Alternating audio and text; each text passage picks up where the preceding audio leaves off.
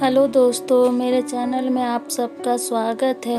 आज मैं आपको सास को हुई अपनी भूल का एहसास कहानी सुनाने जा रही हूँ। अगर आपको पसंद हो तो लाइक कीजिएगा और मेरे चैनल को सब्सक्राइब कीजिएगा। राधा जी एक आम मध्यवर्गीय परिवार की मुखिया थी। वो अपने बेटे शुभम और बहू मनीषा के साथ रहती थी। एक बेटी सीमा थी जो कि शादी के बाद अमेरिका में बस गई थी। राधा जी के पति की मृत्यु बहुत पहले ही हो चुकी थी। शुभम और मनीषा की शादी 5 साल हो गई थी, लेकिन अब तक उनकी संतान नहीं थी। राधा जी की बहू मनीषा भी जॉब करती थी, जो राधा जी को बिल्कुल भी नहीं सुहाता था। वो जल्द से जल्द दादी बनना चाहती थी, लेकिन मनीषा और शुभम यह अच्छी तरह से जानते थे कि अभी मनीषा का जॉब करना कितना ज़रूरी था।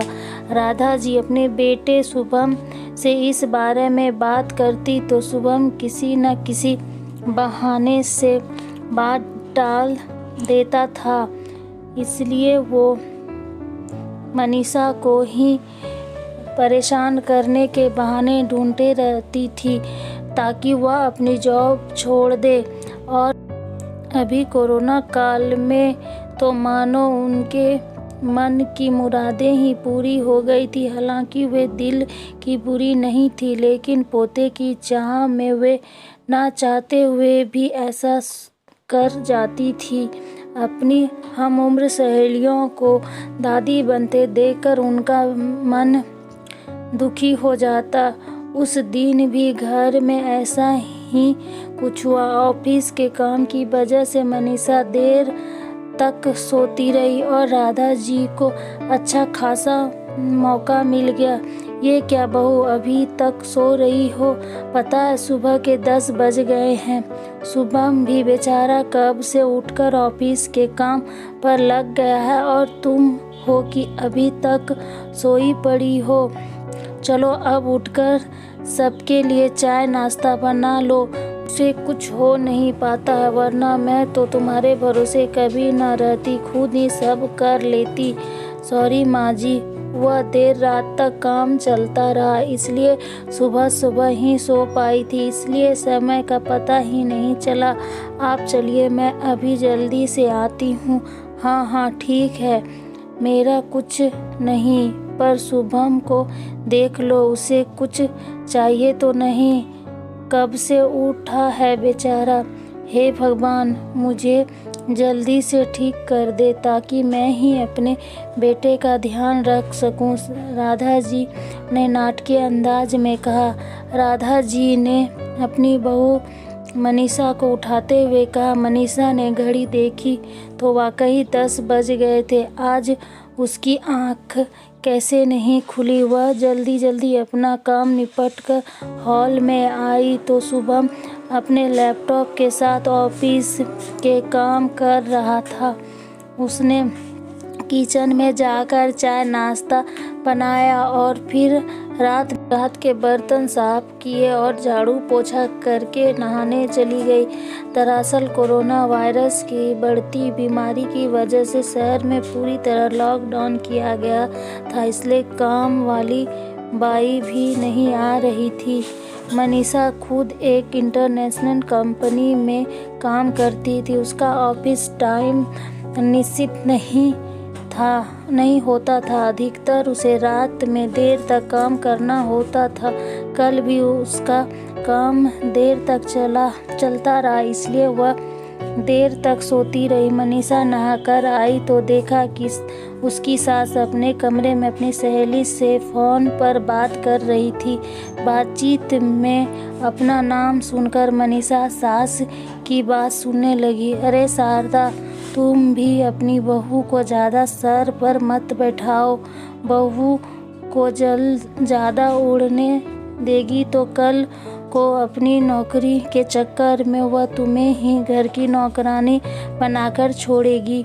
मैं तो भाई शुरू से ही मनीषा के नौकरी करने के खिलाफ थी। अब करे नौकरी शौक से, पर साथ साथ घर के काम भी करे। मैं तो बदन दर्द का बहाना बनाकर बैठ जाती हूँ, नहीं तो सारे काम का बोझ मेरे सिर पर आ गिरता। मैं कोई मुफ्त की नौकरानी थोड़े ही हूँ। मैं तो कहती हूँ तुम भी यही किया करो। सास की बात सुनकर मनीषा की आंखों में आंसू आ गए। वह जिस सास को बीमार समझकर उनकी दिन रात सेवा करती है, उन्हें एक गिलास तक उठाने नहीं देती है, सारा दिन घर का और रात में ऑफिस का काम करके थकान से चूर होकर भी उप तक नहीं करती, उसका यह फल मिला है उसे। माना वो मेरी नौकरी के खिलाफ है, मगर यदि घर की किस्ती नहीं होती तो वह भी कभी नौकरी नहीं करती। शुभम का बोझ कम करने के लिए ही वह नौकरी कर रही थी। खैर, अभी के मुश्किल समय में वह सास से किसी भी बात पर बहस नहीं करना चाहती थी जिससे घर का माहौल खराब हो, इसलिए वह उनकी बात को नज़रअंदाज करके वहाँ से चली गई। लेकिन उसकी नज़रों में राधा जी की इज्जत ज़रूर कम हो गई। दूसरे दिन सुबह सुबह राधा जी की बेटी सीमा का अमेरिका से फ़ोन आ गया। सीमा की सास उसके पास अमेरिका आई हुई थी। आदत के अनुसार राधा जी ने जैसे ही सीमा की सास की बुराई करनी चाहिए, वैसे ही सीमा ने उन्हें डपट दिया। माँ, आप बिल्कुल भी माँ जी के बारे में अनाप शनाप नहीं बोलेंगी। पता है आपके चक्कर में आकर मैंने उनके साथ कितना बुरा व्यवहार किया था, लेकिन आज मुझे उनकी कीमत पता चल गई है। तुम तो उनके यहाँ पर आने से कितने खफा थी, मगर आज अगर वो यहाँ नहीं आती ना माँ, तो ना जाने हमारा क्या हाल होता। तुम्हें तो पता ही है कि मेरा नौकरी करना कितनी ज़रूरी है।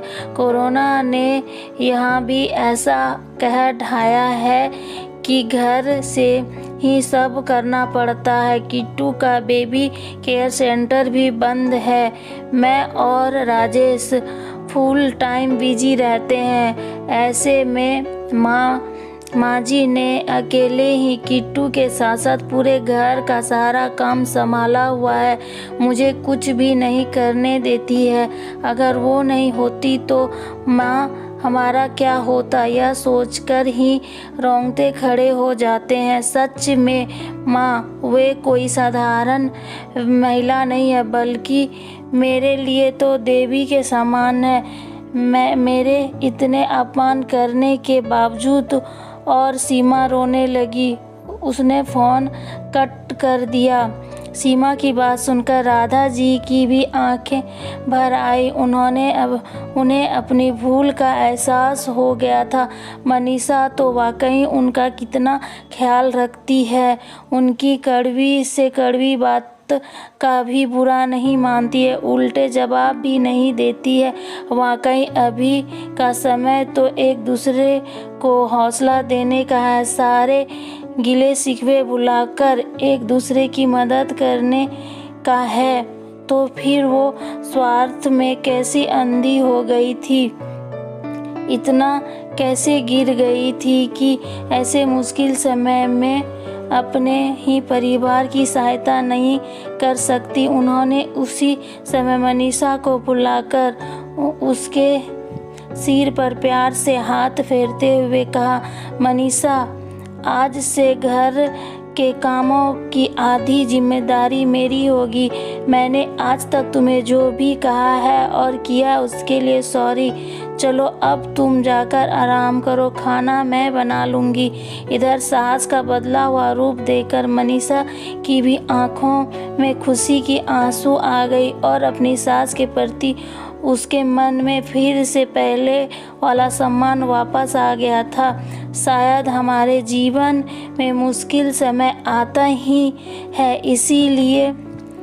इसीलिए है कि हमें एक दूसरे की अहमियत का पता चले। अपनी गलतियों का एहसास होने पर आगे बढ़कर माफ़ी मांगने से वाकई इंसान छोटा नहीं बल्कि बहुत बड़ा हो जाता है।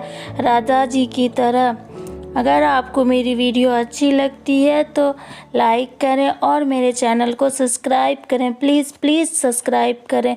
मेरी वीडियो देखने के लिए थैंक यू।